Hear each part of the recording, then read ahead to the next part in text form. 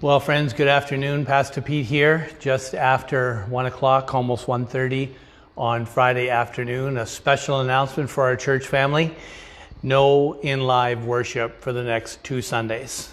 So this coming Sunday, the 18th, and I guess it would be the 25th, the next 2 Sundays, we are online only. I'm sorry about this, but we have just been working around here at the church. I'm in my Sunday best, as you can see, but just been preparing for Sunday and listening to the most recent news conference from the Premier and the medical officers of health, and you can just hear him begging us to do things different in Ontario. The fact is, brothers and sisters, that it is some of the most vulnerable of our congregation that have been coming out to in-live worship services.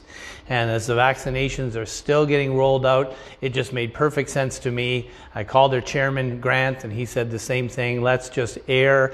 It's only for a couple of weeks, but err on the side of caution. And so we will be online this Sunday, Premier Live at 11 o'clock, but no in-person services. I guess I shouldn't confuse those things. No live worship this Sunday at the church, online only. Now, if you could not only take that in, but if you could spread the word. I know it was only 4 hours ago that I put out the daily video and said, come and be registered, and we've got people registering. The fact is, brothers and sisters, that these things are changing just this quickly. And we want to be responsive to what we see the Lord doing in our midst, in our community. We want to sound the same message of caring for one another deeply from the heart. As the province is trying to send it, I feel for our Premier. You can just feel him powerless to do anything but beg people to stop gathering without these safety protocols taken into account. The utter foolishness that so many people in our town are just continuing to engage in. Just because we're sick of it, Corona doesn't care that you will be sick from it. And so I hear him.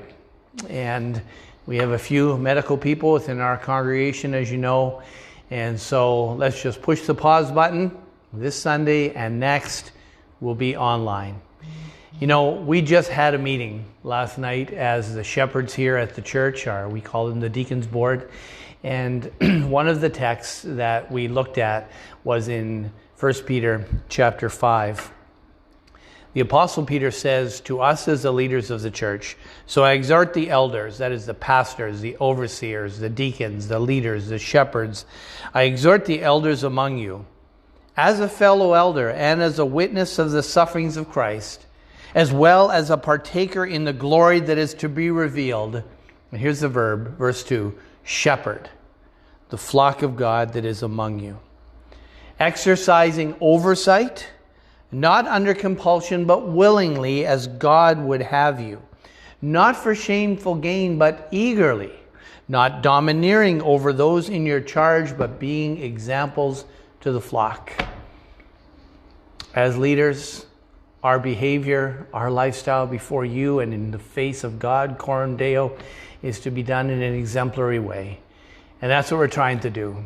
So there is no one in this church more disappointed than me.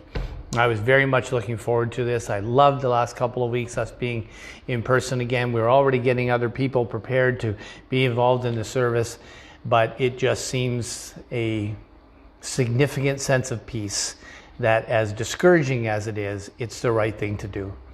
So, friends, listen. We are near the end of all of this, and often people say it's darkest before the dawn, right? The biggest difficulties come before you get some relief. It seems the pain is most acute before there's some relief. Friends, in light of the words that the Apostle